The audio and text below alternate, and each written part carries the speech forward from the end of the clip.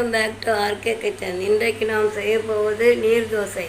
இதற்கு அரிசி உளுந்தம்பருப்பு தேங்காய்பால் இதை மூன்றாக சரிவிகிதமாக கலந்து அதற்கேற்ற தண்ணீரை விடவும் கலக்கி கொள்ளவும் உப்பு போட்டு.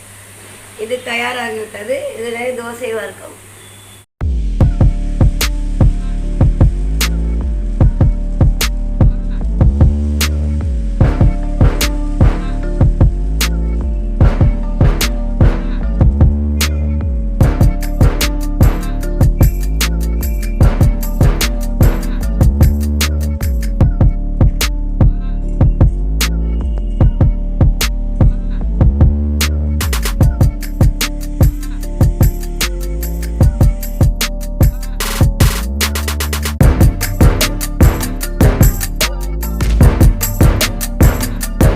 இந்த தேங்காய் சட்னி சிவப்பு மிளகாய் போட்டு அரைத்து வைத்திருக்கிறோம் பொடி பண்ணி.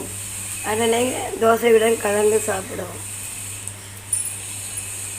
நம்ம ரெசிபி நீர் தோசை தயாராகிவிட்டது. இதை சட்னியுடன் சாப்பிட வேண்டும். இதை பாருங்கள், லைக் பண்ணுங்கள், கமெண்ட் பண்ணுங்கள், சப்ஸ்கிரைப் பண்ணுங்கள். பிடித்திருந்தால் சப்ஸ்கிரைப் பண்ணுங்கள்.